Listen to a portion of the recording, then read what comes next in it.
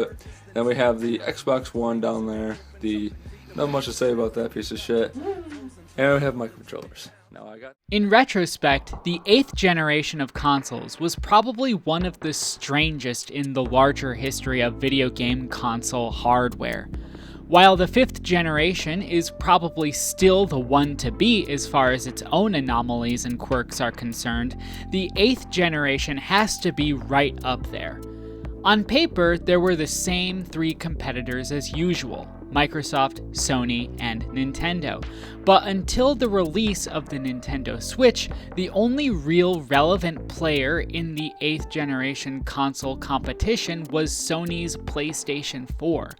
Of course, Microsoft would get obligatory mentions, as it was the Xbox One that was the most comparable to the PlayStation 4 in terms of hardware capability, but when you consider the sales discrepancy between the two, the mentions were probably only just obligatory. So then, what happened? What exactly made the Xbox One such a failure? The main thing people remember about the Xbox One now is how badly its initial reveal was received. Everyone who has an interest in gaming and the gaming industry has seen the supercut meme of Don Matrick on stage talking about Xbox One, and every time he said TV.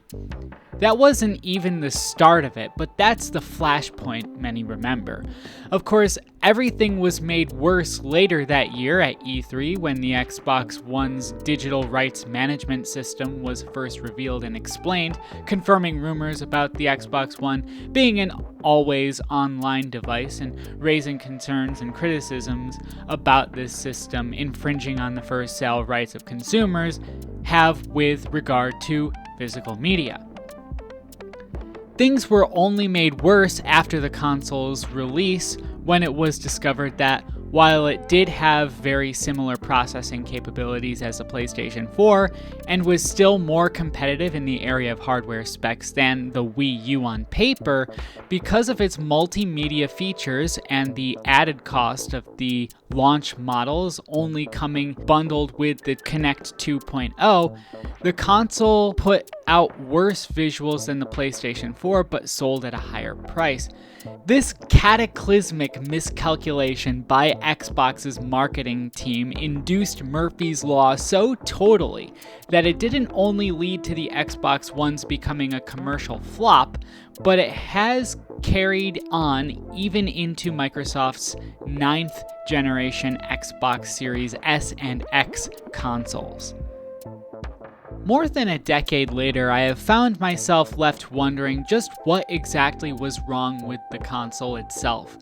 For the majority of the 8th generation console lifespan, I was an outsider, only picking up a Switch close to the end of its own lifespan.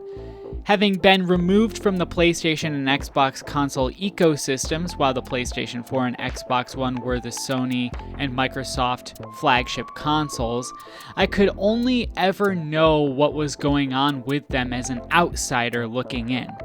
But with the emotion and feelings now being far removed from the attack and defense of each of those consoles, I want to explore the Xbox One and its initial advertised features before they were changed for its launch to see if it was really the confusing anti-consumer system killer consumers and journalists argued it was, or if it is a console whose advertised features consigns it to the pantheon of console hardware that was decidedly too ahead of its time, or somewhere in between. So let's examine the Xbox One in this console postmortem. The 8th generation consoles saw a pretty sudden beginning compared to other console generations. At least, that's how it felt. The Wii U felt as though it was shadow dropped, and the PlayStation 4 and Xbox One were released, at least in North America, in the same year they were announced to the public for the first time officially. Of course, this was preceded by years of speculation over the Wii 2, PlayStation 4, and Xbox 720, but it's surprising that these consoles took so much time in development comparatively just to be dropped within a few months of their announcement. Regardless, the Xbox One and PlayStation 4 were both seen as lackluster upgrades over their 7th generation predecessors. The Xbox One shifted away from the IBM PowerPC architecture of the Xbox 360 in favor of the same x86 architecture that was shared with the original Xbox. It was powered by an AMD APU with 2 modules powered by 4 Jaguar cores, each clocked at 1.75 GHz. The launch models shipped with 8 GB of DDR3 RAM, of which 5 GB were available for use with games. It featured a 1 TB hard disk drive, and its graphics processor was clocked at 853 MHz with 1.3 teraflops of performance. Upon the reveal of these specifications in comparison to the PlayStation 4, the Xbox One became something of a joke. Sony's marketing team, seemingly hearkening back to the spirit of the bit wars of the 90s and the polygons per second war of the early 2000s when the PlayStation 2 competed with the Sega Dreamcast, this time the focus was on teraflops. The PlayStation 4 boasted compute performance of nearly 2 teraflops as opposed to the Xbox One's meager 1.3, and this, alongside the Xbox One's use of DDR3 RAM as opposed to the PlayStation 4's GDDR5 RAM, sparked a lot of debate over if these things would matter in terms of raw performance. Sony capitalized on this aspect of their hardware, ultimately boasting that the PlayStation 4 was the most powerful console ever made, a title once held by Xbox both in the 6th and 7th generations, although the latter claim was highly disputed. The fact was that neither PlayStation nor Xbox could deliver what they were promising upon launch. However, in direct comparisons between the two on multi-platform titles, Xbox performance suffered significantly, typically forcing the console to render and/or display games at lower resolutions, sometimes that were even last gen, which made the Xbox One the inferior console for multi-platform games, a first for the Xbox brand. These issues are only worse now as multi-platform games that receive ports to the Xbox One family of consoles, where the base PlayStation 4 is typically the target hardware, the base Xbox One ports fare worse, sometimes than even the Switch ports.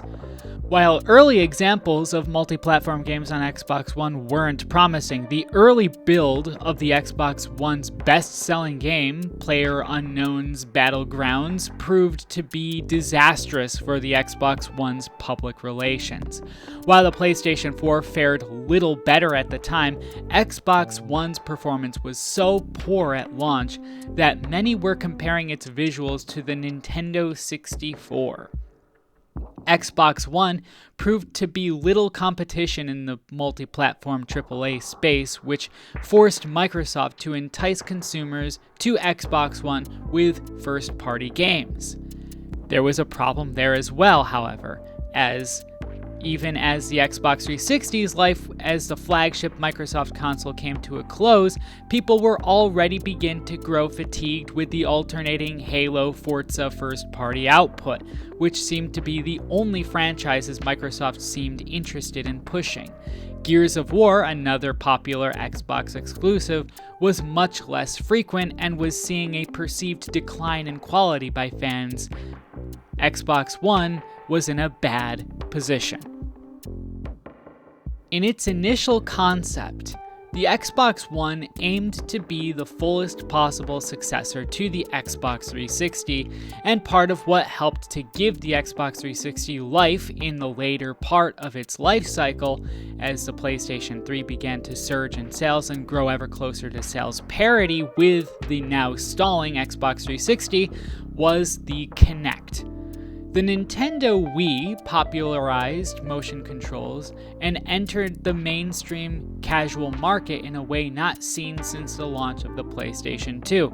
Motion controls provided a sense of accessibility to audiences for whom the standard video game controller was too complicated.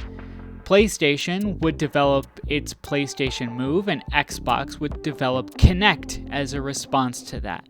While PlayStation Move was a moderate success, Kinect proved to be a fairly major one, as it gave the Xbox 360 consoles a sales bump when it really needed one. Because of the popularity of the Kinect for Xbox 360, it only made sense that Kinect would be an integral part moving forward to the Xbox 360's successor. Xbox One featured an ever more robust and technologically advanced version of Kinect with greater capabilities than the original Kinect, and was planned to ship bundled with every Xbox One console on launch, with no option for a standalone Xbox One unit without Kinect. One of the main features of Kinect 2.0, as it was being marketed, was its voice recognition technology.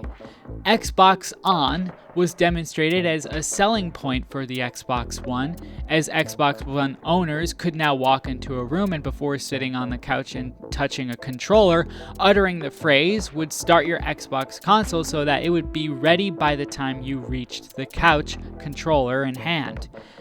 Xbox One featured the ability to respond to voice commands, and in its intended configuration was designed to be married to the Kinect. In other words, an Xbox One with no Kinect was an unusable Xbox One. This upset many Xbox fans, as despite the success of the original Kinect on Xbox 360, it appealed to a base which was, by this point, not interested in upgrading their Xbox console. Much like the Wii, the Xbox 360's Kinect peripheral appealed more to a mainstream audience that otherwise didn't really care nor had any sense of brand loyalty to Microsoft or Xbox. It is presumed that the majority of Kinect users were more interested in upgrading their smartphones than their home game console, for which they had 4 Just Dance games and which hadn't been plugged in since their New Year's Eve party the previous year. What was left of those Xbox 360 owners were those who had bought and followed Xbox 360 thanks to its superior multi-platform ports, a highly competitive price point when compared to the PlayStation 3, and its hardware competitiveness to the PlayStation 3 at its price point relative to the Wii. Making the Kinect attachment to Xbox One mandatory seemed to many who didn't care about the Kinect to needlessly bloat the price of the console, since it was revealed that the inclusion of the Kinect 2.0 was the main reason why the Xbox One, despite its weaker hardware specifications, was significantly more expensive than the PlayStation 4. In addition, many were concerned about the implications of Kinect 2.0 being required to use the Xbox One with regards to its voice recognition software and its cameras. There were, of course, criticisms of the voice command concept being unnecessary, but there were also questions about if the Xbox One was always listening and, by extension, thanks to the camera, always watching. Privacy was at the forefront of the conversation about Kinect 2.0, and because there was no option to get a standalone console, there were fears that there would be potentially major privacy violations because of the Kinect. Kinect 2.0 proved to be a decisive failure at launch and was clearly phased out of the Xbox One design philosophy with the introduction of the Xbox One S hardware revision, which conspicuously omitted the inclusion of the Kinect 2.0 port.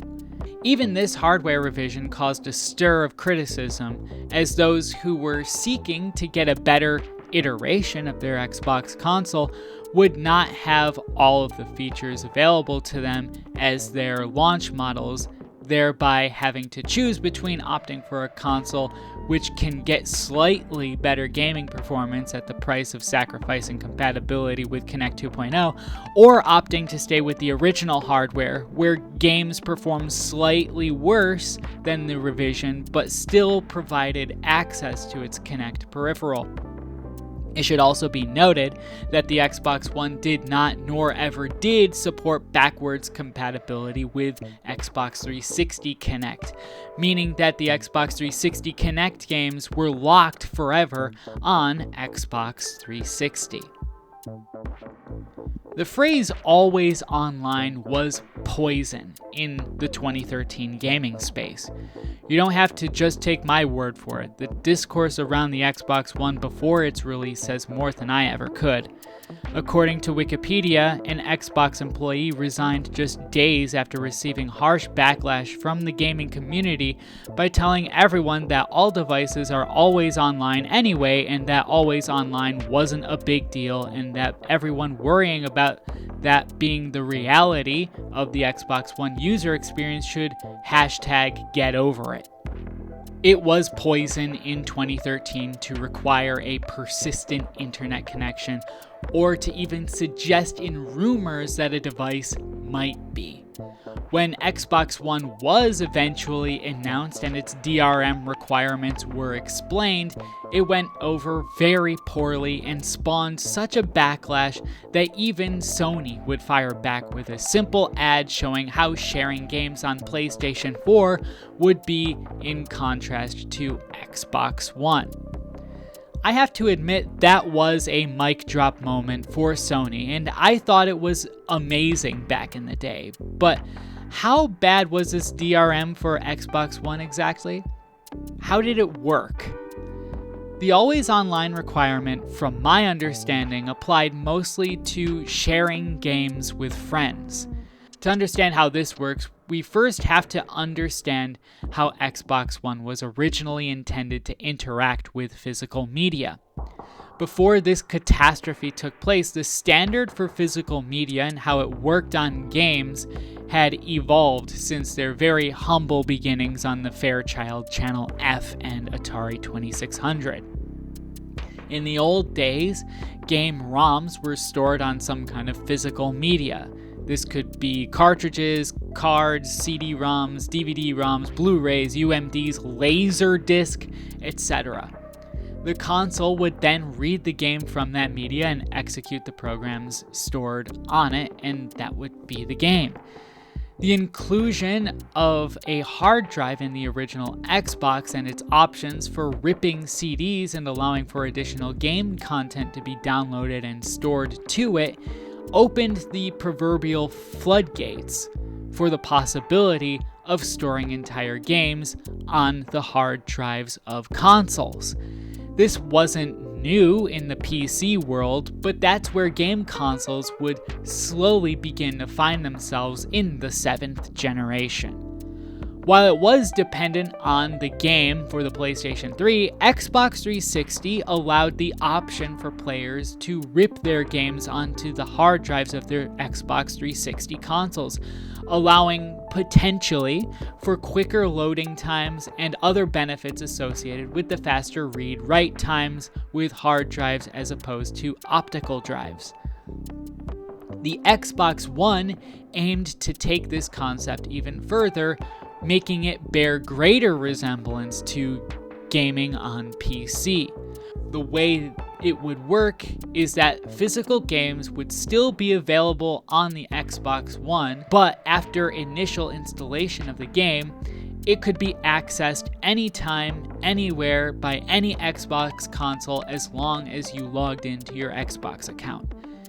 Your game and data would be tied to your Xbox account and grant you the license to that game without the need of a disc. This isn't unlike how Steam works, where game data was stored on the disc, but once installed and the Steam key used to authenticate the license, you will never need that disc again. I learned about this when I first opened my copy of Empire Total War back in 2010. Xbox would further expand on this, however. For console gamers, sharing was a big part of the culture.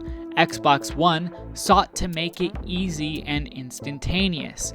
Since the game is tied to your Xbox account, sharing the disc wouldn't be entirely possible.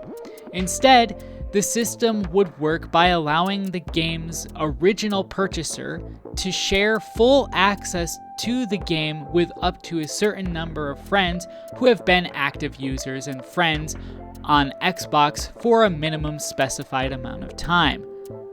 On Microsoft's end, in order to be DMCA compliant in this practice, would require that the Xbox consoles with this shared license ping the Xbox servers once every 24 hours.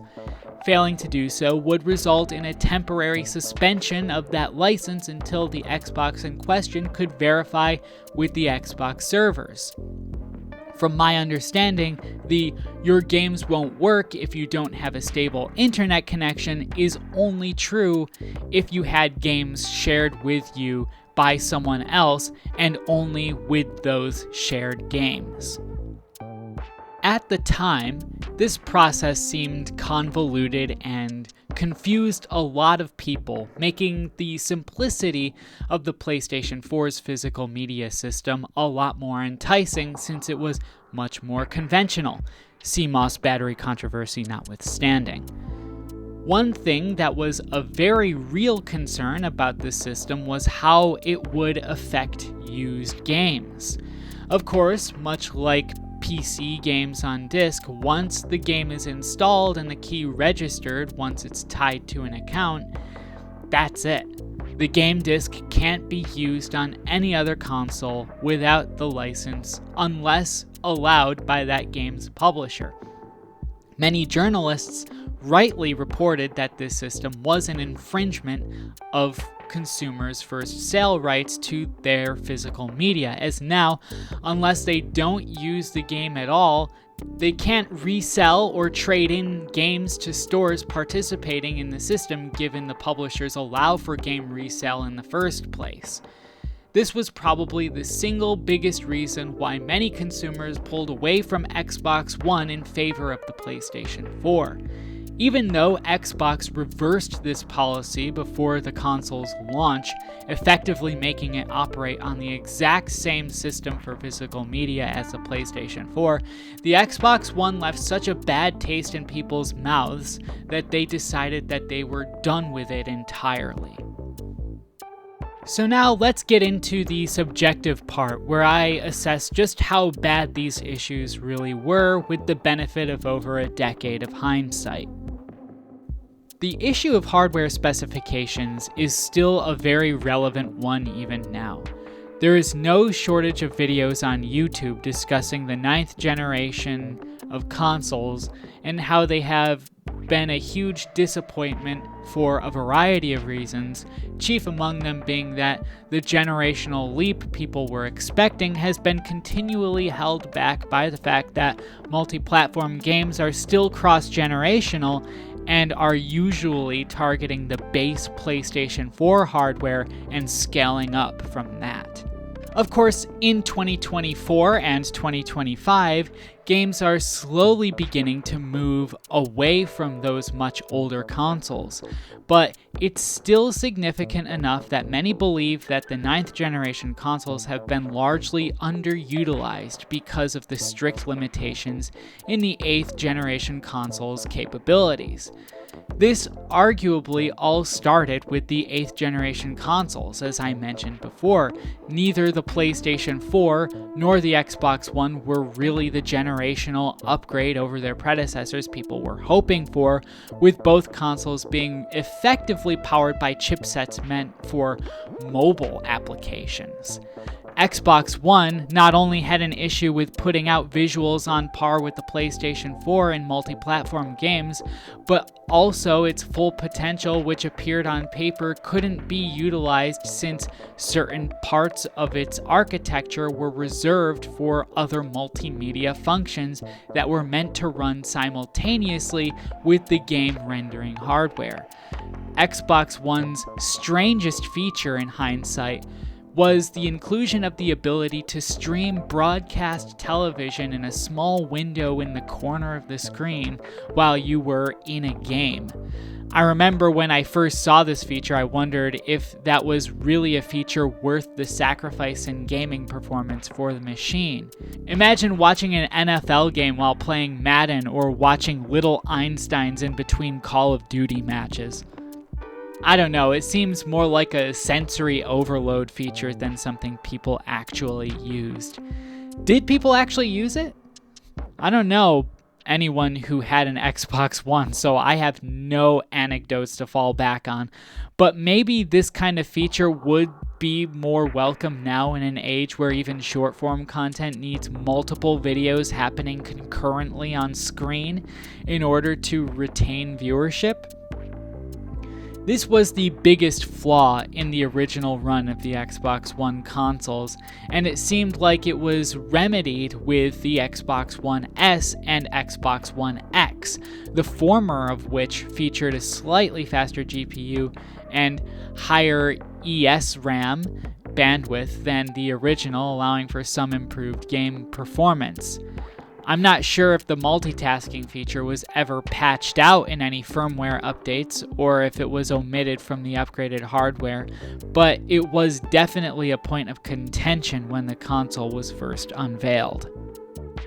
When it comes to the initial mandatory Kinect inclusion as part of the console and no option to use your Xbox 360 Kinect thanks to lacking backward compatibility, to me, I felt it made sense not to get the initial run of Xbox One consoles. I personally never had much of an interest in Kinect games after seeing what games were on offer after the original Kinect was released for the Xbox 360.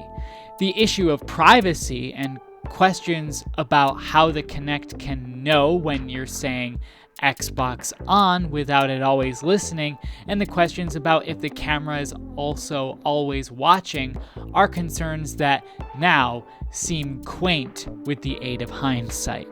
We now live in an age of Alexa, Siri, Cortana, and other digital voice-activated assistants.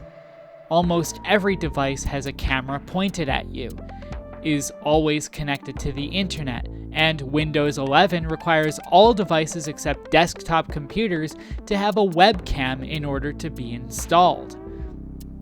This sort of thing is the norm now, despite the strong backlash Xbox received in 2013. The normalization of these kinds of features and technology seems to me to have been more of a gradual thing, not unlike the frog and boiling water analogy. If Xbox Series S and X had announced a voice-activated digital assistant, and it was the first time an Xbox console had that kind of feature integrated into it, I reckon nobody would bat an eye. In this case, I feel as though Xbox One was looking too far ahead in terms of market trends and the risk of introducing something to consumers who weren't yet conditioned to accept a product with such a technology, making this kind of announcement a bit of a gamble that Xbox would ultimately lose their bet on. I might be overemphasizing this particular issue, but I do find the whole issue about privacy to be a little humorous now, considering where things have trended since then. Kinect in general raised the price of every Xbox unit, which hurt any reason to buy it over a PlayStation 4. Xbox One already had a hardware disadvantage compared to the PlayStation 4, which was made even worse by the partitioning off of that raw performance for a feature whose real-world use is questionable at best. And now you add in a peripheral which puts the price of the Xbox One far above the PlayStation 4, a peripheral which is the successor to one that Xbox 360 gamers either bought because of the novelty or ignored it entirely. At the very least, it was an optional add-on for the Xbox 360, and since the Kinect was released in the last half of the 360's lifespan, bundles of the Xbox 360 with Kinect plus a game were not that great an expense. But the fact that you had no choice with Kinect 2.0 with Xbox One, consumers were left really with two basic options. PlayStation 4, which was more powerful, designed to play games first and foremost with no mandatory add-ons and was cheaper, or Xbox One, a less powerful console with few enticing exclusive games, inferior multi-platform performance, and a mandatory, likely unwanted peripheral, which made it $100 more expensive than the former. You could call this contest between these consoles a shoe-in for PlayStation 4 before they were even released based on this information alone. I honestly believe that the success of the Kinect on Xbox 360 is the red herring to blame for the overemphasis of Kinect 2.0 for Xbox One on launch. Of course, Microsoft did everything they could do to downplay it on future retail configurations and hardware revisions, but the damage was already done. Digital distribution for consoles has always been a point of concern for those who have an interest in the preservation of video game software. This can have its roots traced all the way back to the 4th generation of consoles, where things like Satellaview or Sega Channel and X-Band on the Super Famicom and Sega Mega Drive or Genesis, respectively. This would become much more standardized in the 7th generation consoles with the launch of the Xbox Live Arcade, the PlayStation Store, and the Wii Virtual Console.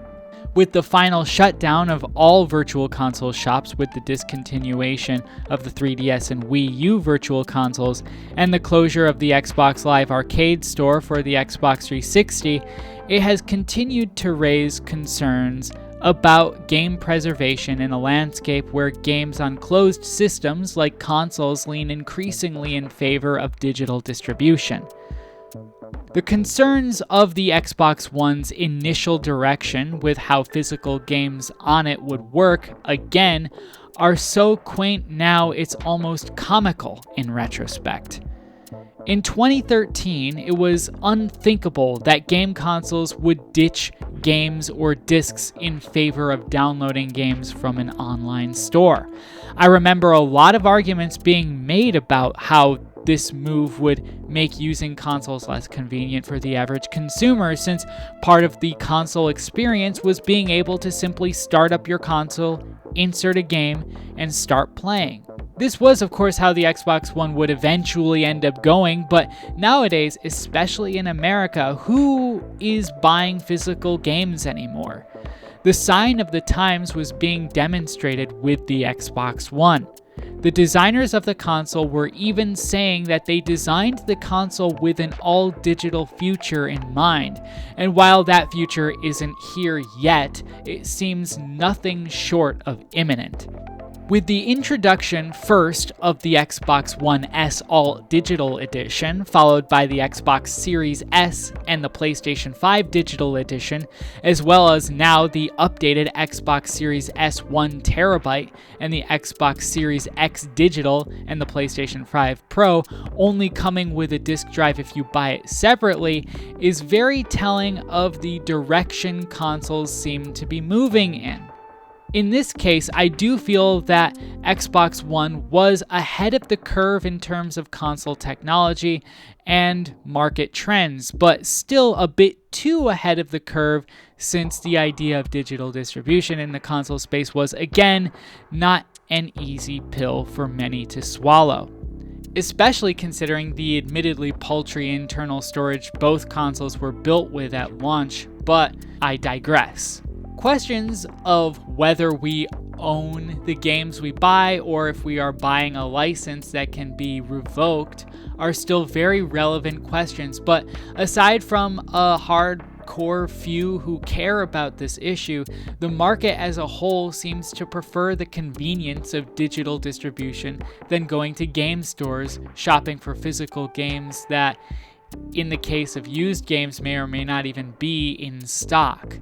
Of course, the coronavirus pandemic helped to accelerate this market trend, but it is really interesting to me to see just how much the general public have changed their attitudes toward digital distribution, and I think that's partially thanks to Xbox One's design being based around an all-digital future for gaming. It is able to enjoy continued support in the Xbox ecosystem alongside its successors despite its many shortcomings. Looking back at its controversial DRM policy with used games, things get very interesting. As explained before, games were tied to an Xbox account, and games could be accessed by any Xbox as long as that user was logged into their account. Of course, that isn't really so novel anymore since PlayStation Portal offers something similar with PlayStation 5. What is interesting is the Xbox One's original game sharing system. I personally can't think of any digital distribution platform currently available in the gaming market, at least among the mainstream options, where people can legally share their digital games with others. This advertised feature for Xbox One is kind of novel.